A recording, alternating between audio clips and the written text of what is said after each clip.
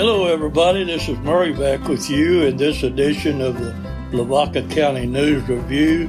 We're doing January 11th and 12th of this year, and we've got our old podcasting buddy back with us, Hans Lemmerman. It's nice to be back with you, Murray. Yeah, I'm glad you're back, Hans. It's a lot better when we have guests, and we're glad to have you back. And I think we'll start off with the Yoakum Herald-Times.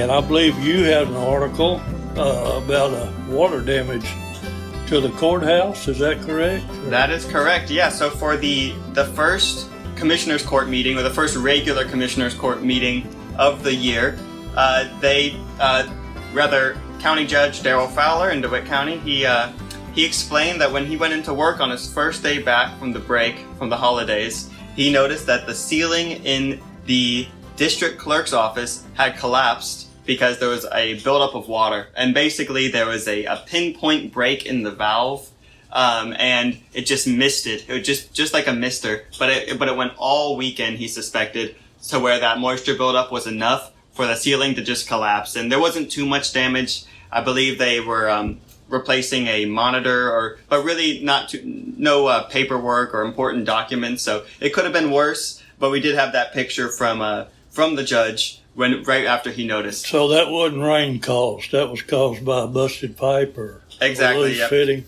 Yeah, and a very similar thing happened in the summer. So summer of 2022 in the same exact area, just about. And I believe because where there's one valve like this, there's two. So there'd be the hot water and then the cold water. Exactly. This time it was the hot water. Yeah. So, I mean, hopefully this isn't a reoccurring problem. But from what I hear, it is not the easiest thing to fix whenever you have a pollutant in there.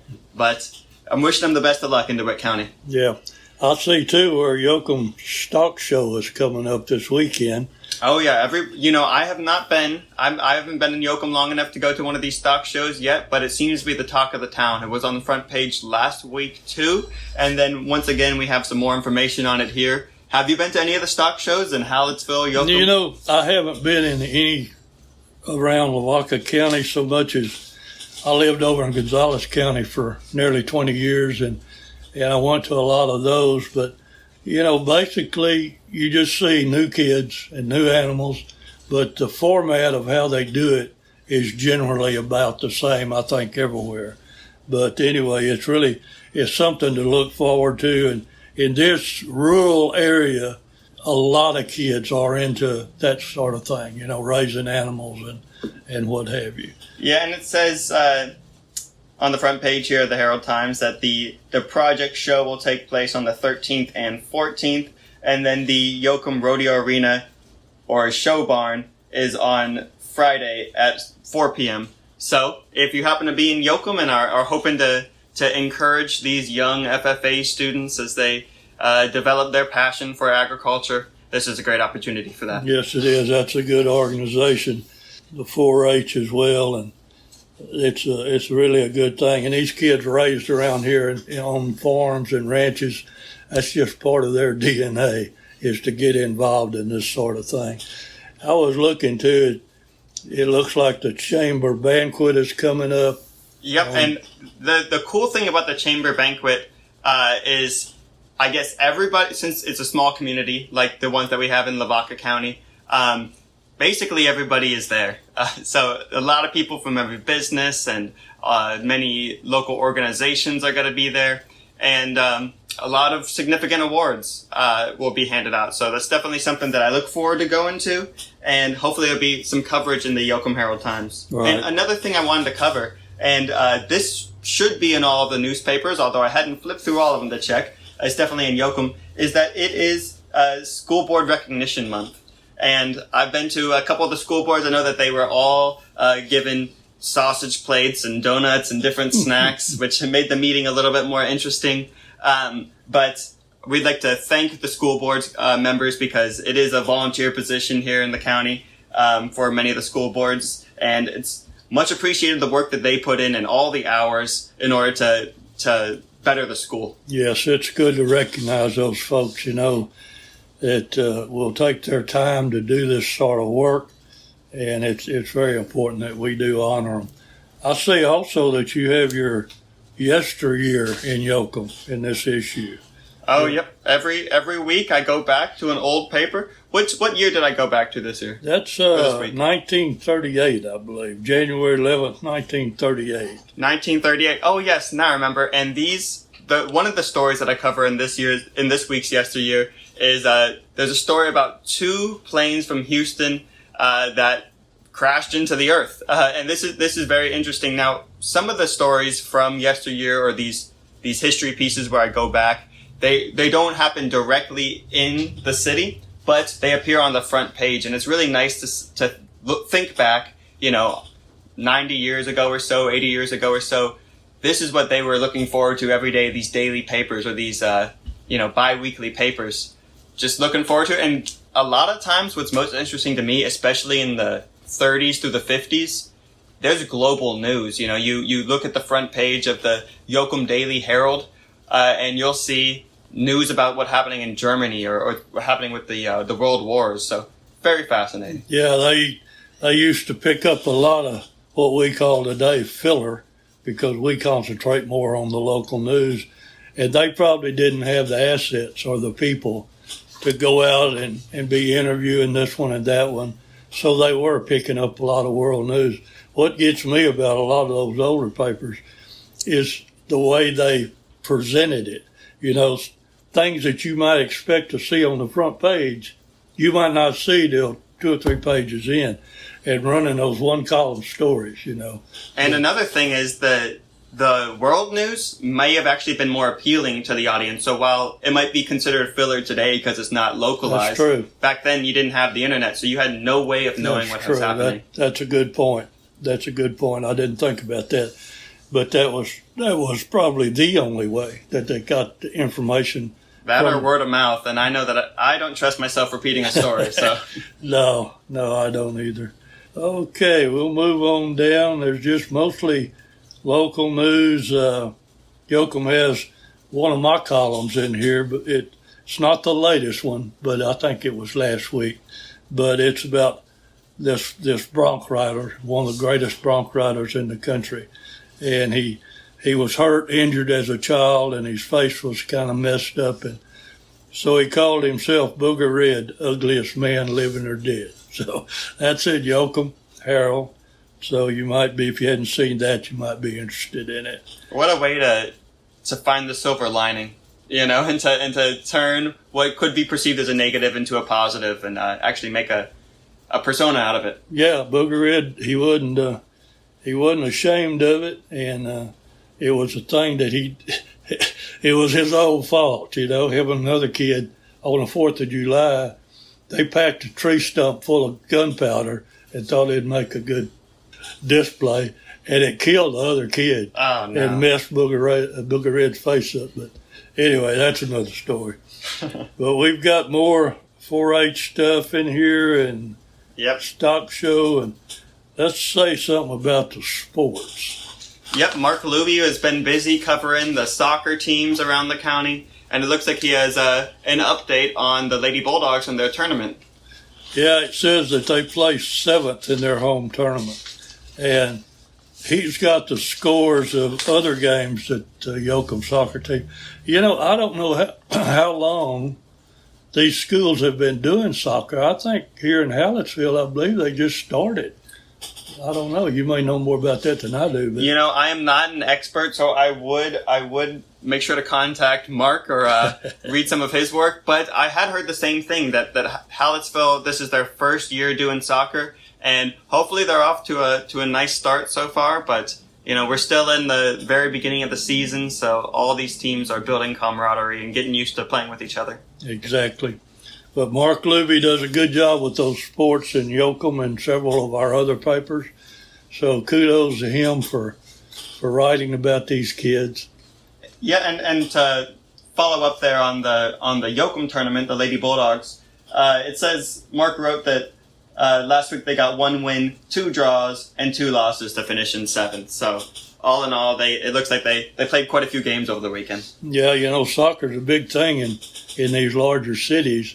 And I guess to a certain extent, it's just getting around to these rural areas. But I know the kids are excited about it, and And my granddaughter, she played soccer in Seguin, so it's a big deal. And if you go and spend time watching it, of course, if it's your child or your grandchild, you're certainly going to take an interest in it. And basketball is also happening now. So I know the Lady Bulldogs basketball team, they had 2 games where they did not come out victorious. But once again, still the beginning of the season, still building camaraderie with each other. So we wish all of our local basketball and soccer teams luck this season. You bet. You bet. Let's move on now to, well, I wanted to mention the classifieds. Don't forget your classifieds, friends. You know, if you're looking for somebody to work on something at your home, or if you need to hire somebody, check out these classifieds because they got it covered. They really do. And don't forget our website, LavacaCountyToday.com. Check it out when you get time. Yeah, now moving over to the Hallettsville Tribune-Herald, I say that our ace reporter, senior sports reporter, right, Chuck Groff, has a story on our emergency management coordinator resigning from his position here.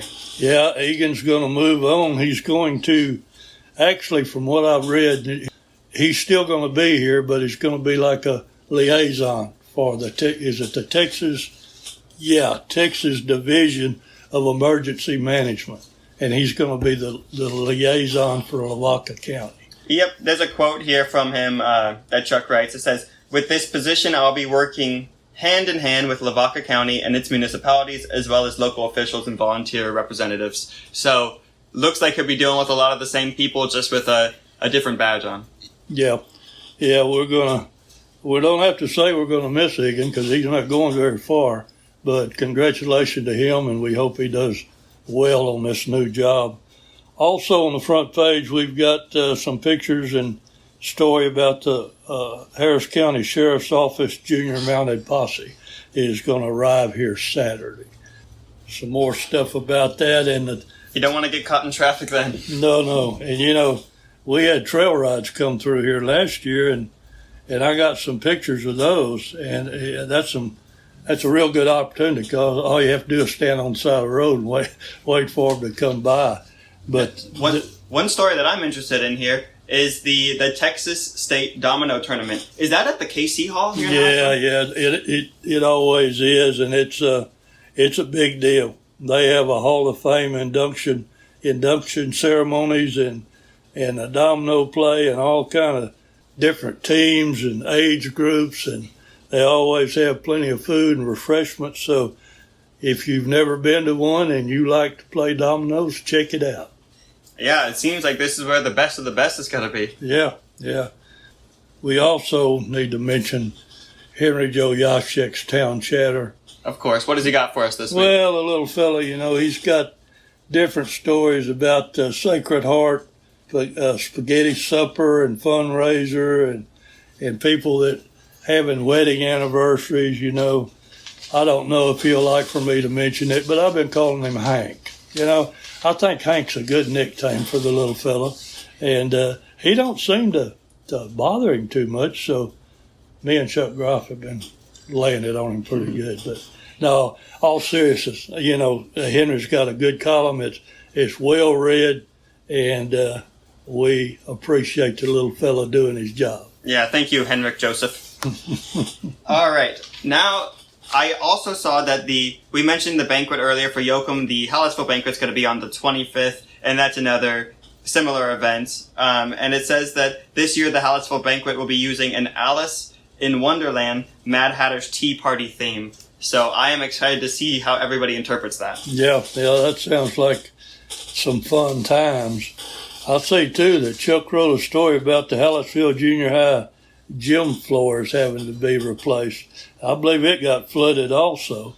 So it seems like we've been having some water-related problems. I wonder if that's related to the freeze at all. I mean, I don't recall a whole bunch of rain, but I'm sure that Chuck's got the details for us there. Yeah, you know, I think they actually started having trouble with this last year. Oh, okay. And I think they're just now being able to get around to it.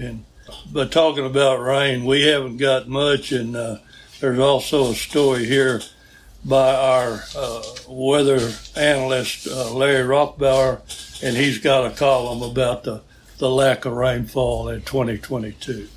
Check that out. Yeah, now to breeze through the Hallettsville sports here for the sake of time. It looks like the Indianettes got a win at AT&T Center in San Antonio, writes Chuck. Yeah, Chuck did, as usual, he did his regular good job, and I'm sure that was an exciting trip for those kids to go play there. And Chuck has also got his own little column, and he's talking about the Cowboys, and he's not talking in favorable terms. See, Chuck, he's just handicapping himself already. Well, Chuck, I don't know. I guess Chuck's forgot about how many Cowboy fans are here, but I'd have to agree with him. They sure didn't look ready in that last game to go into the playoffs. So maybe they'll get it all together, because they're going to be facing Tom Brady and in the next one, and we know what he can do. Well, for any of you Cowboys fans out there, if you happen to have a good Sunday this week, then make sure to write a letter to the editor and let Chuck know to check his stats a little bit more. Yeah. Tell him. I'll tell you what. You being a Packer fan, you're probably not real happy either. We can go ahead and move on to the next topic here. I'm gonna watch the playoffs, of course, but it was a disappointing season. And actually, when I was at the Yoakum City Council meeting on yesterday, they said, yeah, it's tough that the Packers lost. Obviously, it's been brought up a few times now, and I said, yeah, it is what it is. And they said, well, now Aaron Rodgers is retiring. He announced it. And I thought, man, I thought I would have heard about this. Been the first one. Well, I get home and I do my research.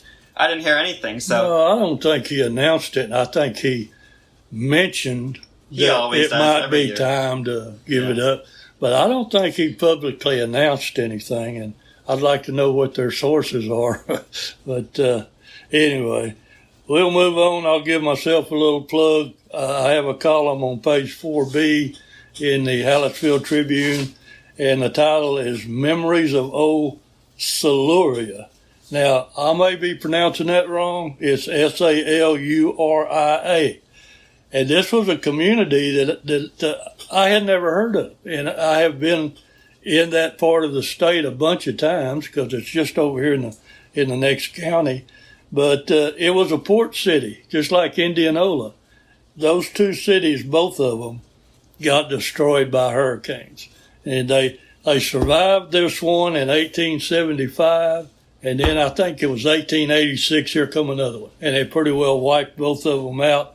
I know at the time in 1875, Saluria only had 44 residents and 30 of them died. You can't keep a tower running when things like that are going on. But anyway, that's a little short column that you might be interested in reading. Well, one thing that's catching my eye here on Shiner is it looks like we have our very own Michelle Price on the front page with the Shiner Chamber naming Winks the business of the season. So congratulations to Winks, and I'll have to make sure Michelle signs this copy for me. Oh, yeah, Michelle, she seems like she's involved with everything, and I'm sure Shiner appreciates her. I know we do here. She did a great job when she helped me co-host this podcast, and we'll be having her back soon. But I'm glad you saw that, Hans. I didn't see that. And another thing on the front page of Shiner is that the Spetzel Chili Cook-Off takes place this Saturday. So prepare your Pepto-Bismol, get ready, and I think that would be a great time. I know it always seems like an awesome idea to be a judge of a chili cook-off, but you don't realize that you got to end up eating 40 different chilies. And it's always tough. But good luck to the judges, good luck to the contestants, and that's sure to be a great weekend. Well, do you see anything else in the Shiner paper? Because I've lost my little internet feed over here. See, print media. This is why we need it. Yeah, it looks like Mark Luby has some stories for us. The Shiner girls basketball team came out victorious over Flatonia. And then we have the Lady Cardinals from St. Paul edging over Bracken for a win. And then there's some more basketball details regarding, it looks like a lot of wins from Shiner, but the Flatonia, they took down the Shiner Comanches boys basketball team, and the Bracken took down the Cardinals, St. Paul Cardinals basketball team, apparently with quite a few points from outside that 3-point line. Yeah, I see that there's several big color photos on that page as well.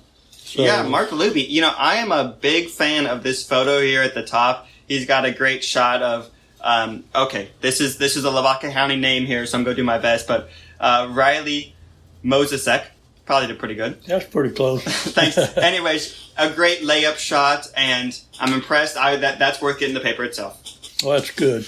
Well, you ready to move on over to Moulton, the Moulton Eagle? Yep. The cleanup batter. The Moulton Eagle.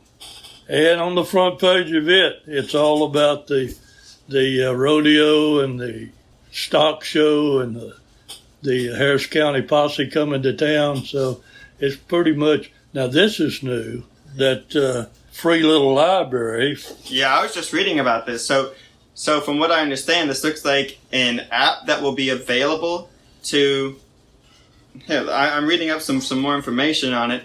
Well, it looks like it's going to provide some more opportunities for learning and looking through different resources here in Moulton. They're going to have that in the city park. It looks like it's a real interesting thing. I think they're going to be sharing books. All kinds. And then also it looks like there's going to be more information about different places in the city. In fact, I guess the teaser, if you want to call it, that it has at the top of the story, it says, not sure where it's at, there's an app for that. And then the different images that it shows displays different places in town, I suppose, and you get some background information on those different locations and also the actual location itself. Yeah, this story jumps to the back page. It'll be on page 8 after you read the front. So that's an interesting story. And we'll go on. I have that same column about Siluria is in Moulton, so we won't worry about that. And we don't generally talk about obituaries, but Flora L. Nieto, very well-known lady in Moulton and the surrounding area, and she has passed away. She was 95, but condolences to her family and friends. Yeah, thoughts and prayers to the whole Moulton community over there. I know it's so close-knit, so yeah, thoughts and prayers. Yeah, that family, that Nietos, they've been in Moulton a long time. And we have another, I repeated this from last week, showing all our new emails for all the staff at Moulton and around. So you might check that out if you ever need to write to us. Let's see. Well, Moulton sports. Yeah, and one thing I would like to cover here, and this isn't specifically about Moulton, but it is in the Moulton sports page. It's the Tri-County softball umpires are getting ready for the next season. And they are in need of some new umpires. And last year they had some that even were the umpires on the Diamonds at the same state tournament that our Lady Brahmas were playing at, although I believe not the games where the Brahmas were playing, or the Brahmettes. Or Lady Brahma. Lady Brahmas. Lady Brahma. No disrespect to you guys. You're a great team. So nonetheless, if you're looking for an opportunity to spend some time on the baseball diamond or softball diamond and learn a thing or two about the game from some very seasoned and accomplished umpires, this is a great opportunity. Yeah, you did a feature story on that one fellow, Mr. Moore, didn't you? Yeah, I feel like Mr. Moore and I are good friends now, so I may have done more than one, but I know that I did a story about his business turning well over 100 years old. I think it was like the 127th or 26th anniversary. And then there was another on, I know Mark Luby did one on him actually going to the softball tournament like we were just discussing. So all in all, fantastic guy. And if you do have the time and the desire to look into being a softball umpire, this is a great opportunity. Yeah, we've got 2 more stories on that sports page from Mark Luby about the junior high basketball teams taking wins over Northeim last Thursday. And then he's got another story about the 44-41 win at the Shiner tournament. And that's pretty well going to wrap up our sports from Moulton. Go ahead. I was going to say, it seems like it's going to wrap up the podcast for today. But before we do leave, I know I'm hitting you on the spot here without time to prepare. Do you happen to have any words of wisdom for me, Murray? It's been a while now. Oh, man. You you caught me off guard on that one. But I'm trying to think, my old daddy, he always had these little sayings, and he always was fascinated with the moon. Mm-hmm. And they bought a place out here near Vienna, and he'd watch the moon come up over the trees, and he'd always say something about it. Well, we got where we had a lot of people come to our little camp and visit, and he had one old boy, and they was all drinking beer, as usual. Mm-hmm. And one guy was standing there, and my dad said, "Look at that little fella hanging up in that tree." Well, he was talking about the moon. The guy thought that he was talking about somebody hanging in the tree. So I don't know if that's wisdom or not, but that's some hard sayings from the family. Nonetheless, beautiful imagery for that anecdote.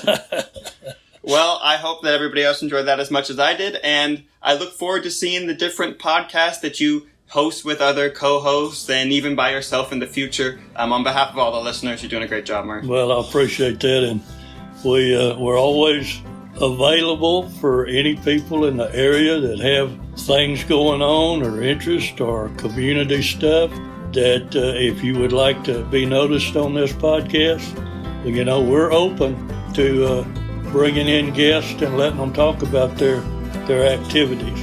But with that being said, I'm going to wish Hans the best of luck. He's an independent journalist, but he's still doing some things for us, and we appreciate it. But I'm going to tell you goodbye, and I'll let Hans wrap her up. Yeah, everybody, thank you for reading. Thank you for listening, and we look forward to seeing you again next week for another Lavaca County News Review.